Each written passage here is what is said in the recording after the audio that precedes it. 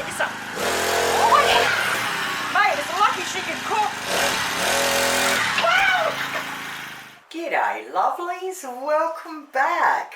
Thank you so much for being so patient with me. Alright, we're going to get stuck right into it, and we're just going to smash out a heap of easy recipes to get started with.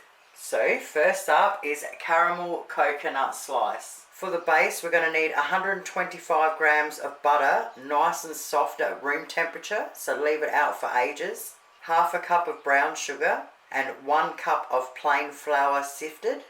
Once the butter is nice and soft at room temperature, we want to preheat our ovens at 180 degrees Celsius. We need a 19 by 29 centimetre lamington tin. I've got an 18 by 28, so it's going to have to do. We want to line it with some baking paper. Now for the topping, we're going to need 2 eggs, 2 teaspoons of vanilla essence or extract, 1 cup of firmly packed brown sugar, 2 tablespoons of self-raising flour, 1 cup of desiccated coconut, and 1 cup of chopped walnuts. So while you're waiting for your butter to be soft at room temperature, chop your walnuts up. Once our 125 grams of butter is soft, we want to add half a cup of brown sugar. We now want to get an electric beater out, and we want to beat it until light and fluffy. Alright, in hindsight, using the smaller bowl would have been easier. Now we want to get our 1 cup of sifted plain flour, and we want to mix it in half at a time. And when I say mix it in, just push down with the back of the spoon. Once we can't see any more flour, it'll look like this. Alright, now we want to stick it into our tray, and then we just want to flatten it all out and make it all nice and even. So I'll flatten it all out first, and then I'll get to the back of the spoon and push it all over it. Alright, once we've got it leveled up as good as we can, our oven should be up to temperature. We want to bang it in there for 15 minutes. Into a small bowl, we want 2 eggs with 2 teaspoons of vanilla essence or extract.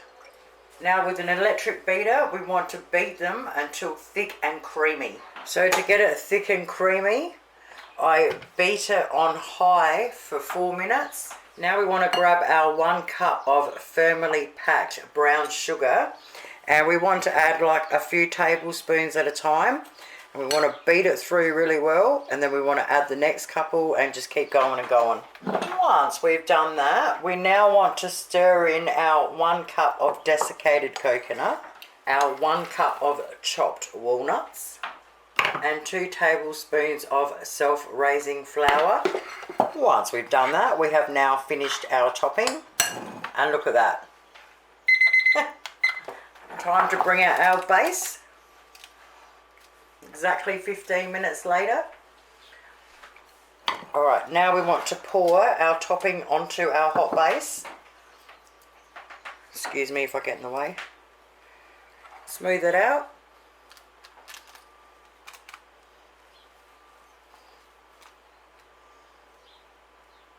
Now with a tea towel, we want to put it back into our oven for approximately 25 minutes until the top is set.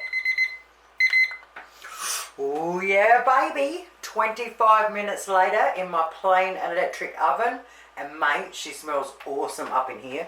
Oh yeah. So nice and firm to touch. Still bouncy, but nice and firm to touch. She's ready.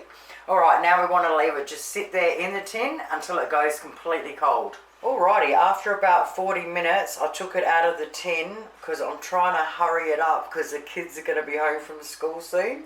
So it's cold. I can feel it maybe a fraction warm near the bottom. So when we take it off, just be gentle, take your time. Now you can cut it any way you like. I'm just going to cut it into fingers, I reckon.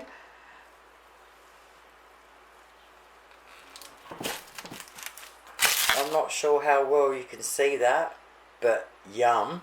So this is another awesome one for the school holidays. Just put it all on a plate, wrap it in Glad wrap. You can leave it sitting out at room temperature and it'll last about 3 days. So optional, you can dust some icing sugar over it before serving if you want. There you have it, lovelies. Caramel coconut slice. Give it a crack. Your family is going to love it. Thank you so much for watching. Have yourselves an awesome night. and I'll see you soon. Toodles!